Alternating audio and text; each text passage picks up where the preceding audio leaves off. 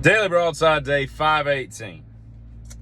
I got a new refrigerator in my shop this weekend, the other day, and so I needed to get rid of the old refrigerator. And so I sold it. A lady came today to pick it up, and so I knew she's like, I'll be there about 30 minutes. All right. So I'm sitting there waiting. Trips the camera as she's coming up the driveway there, and so I look out and it's her. She's backing up the driveway real slowly too. I don't trust people that can't drive in reverse very well, but anyway, she gets up there, and so I walk out there, and as I'm walking out the door with my young son in tow, I hear she opens her door, and she's in a Chevy Equinox, which typically speaking I don't allow on my property, but since she was bringing me money, I allowed it against my better judgment. And so she, as she's getting out of the car, she's on her Bluetooth speakerphone, whatever it is. And so I hear this loud voice, right?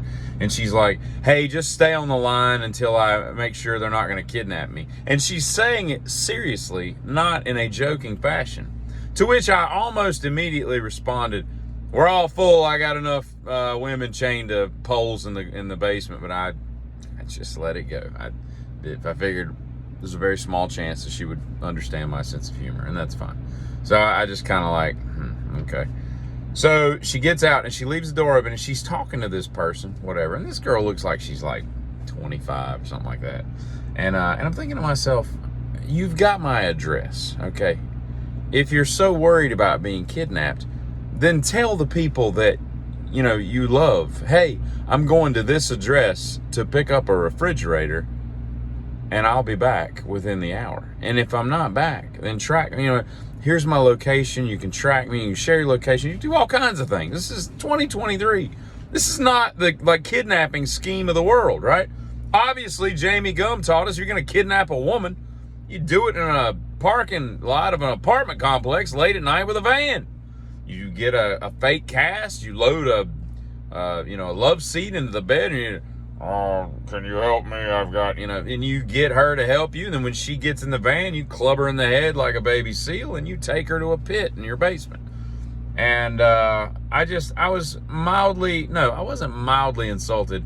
I was majorly insulted. Not to the point I'm going to lose sleep about it, but it just kind of offends me as a non-kidnapping person that I am just labeled a kidnapping person just because I want to sell a refrigerator, I'm just trying not to fill up the landfills. I figure somebody else could use it. It's it's in great shape. It works good, blah, blah, blah. And so she gets out of the car. She hands me $100, and I go get my hand truck, and I load it into the truck for her. I said, hey, if, preferably you want to store these things vertical, but since you're laying it down, just let it stand up for a couple days. Let all the fluid go back down into the pump and all that crap. It's not really good for them to lay on their side and all this. I shouldn't have even said that. I should have just been like, screw your refrigerator. But it reflects poorly on me if somehow it, messed up and then it looks like I sold her some piece of crap when I did not. But I just don't get it. And I've got a basement. And part of my basement, I've got a basement and then another basement off of that basement. It's like a huge space. And there's poles down there.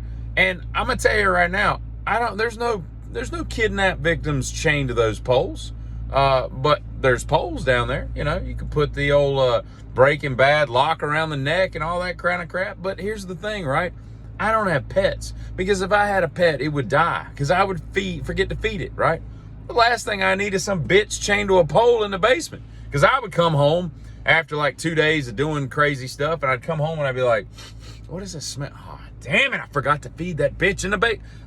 You know what I'm saying? Even if I was a kidnapper, I'd be horrible at it because they would all die, but anyway, I don't mean that to sound like, I'm a failed kidnapper, because I'm not. I'm not a kidnapper at all. It just, I don't get it, man. I don't understand the logic. And I get it in the sense that, I don't have daughters, and I do get that there's some crazy freaking people out there and all that. And maybe there's somebody stupid enough to, this is how I'm going to kidnap a woman. I'm going to give her my address and sell her a fake refrigerator that doesn't really exist. And when she gets there, I'll club her in the head like a baby seal and drag her down the stairs.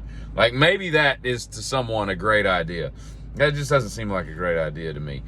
Barring the fact that kidnapping is wrong and stupid and evil and pointless, and just, a violation of human trust. But even if I did believe in kidnapping, I don't think that's how I'd go about it at all. That's ignorant kidnapping is what it's ignorant napping. But yeah, there's a guy on TikTok named Bandera Luna, I think is his name. And I cannot stop watching this guy. And maybe that's why he has like 2 million followers or something. But he's this Italian dude, right? And he just like serves drinks. He's like, he got his fancy suit on, and he's in this nice restaurant, and he comes out and he's got this tray, of like two glassed drinks, and he comes out and he pours it like above his head and all this crap, and it's everybody in the comments. It's just, there's thousands of comments, and they're all like, such a professional, just a consummate professional. And I'm like, he's pouring a drink. Like, it's so weird. Like, there's nothing special about what he's doing. He's got one where he's got like a risotto or something that he's spooning it out onto the plate. And I'm like, dude, cooking the food is the art, okay? Plating it and dishing it out and pouring stuff into a glass with ice, that's no talent. And yet I can't stop watching this crap. And then I thought to myself, I was like, wine is completely different, right? Because, if you got like what's it called, a corkage fee or something, or you bring your own bottle of wine to a restaurant perhaps, or you just get a bottle of wine, right? You go to a restaurant and they take your drink order, and the one guy's like, hey, I'll have a Jack and Coke, and she's like, I'll have a Moscow Mule.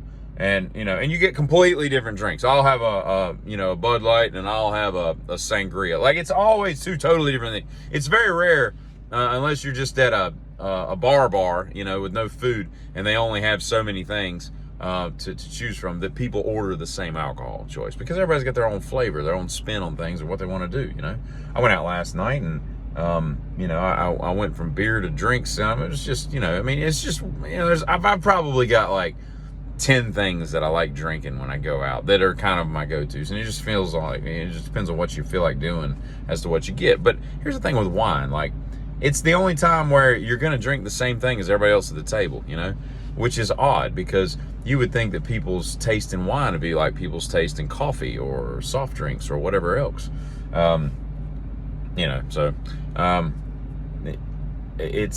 It's an, what's it called? Homogeneous? Homogeneity? Homogeneity? I don't know what word I'm trying to say. It's homogeneous, I know that much, but And I saw a picture of Ace of Base today, and I gotta tell you, I was alive when they were popular. It was like the early 90s and all. I didn't listen to that, obviously. I was in a completely different era of like thrash metal and grunge and all.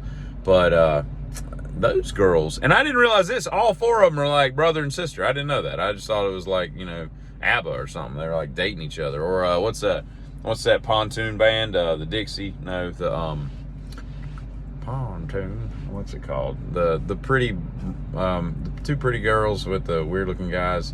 Or anyway, but I didn't know they were all brother and sister. And I just guess I never paid attention, but those girls are really, really very pretty. And even today, they're still very attractive. And they're, they've got to be like, 50 something by now. They've held it together very well, very well. So anyway, this hot Sunday, hope finds you well. Everybody, Wang Chung tonight, and have a good evening. Giddy.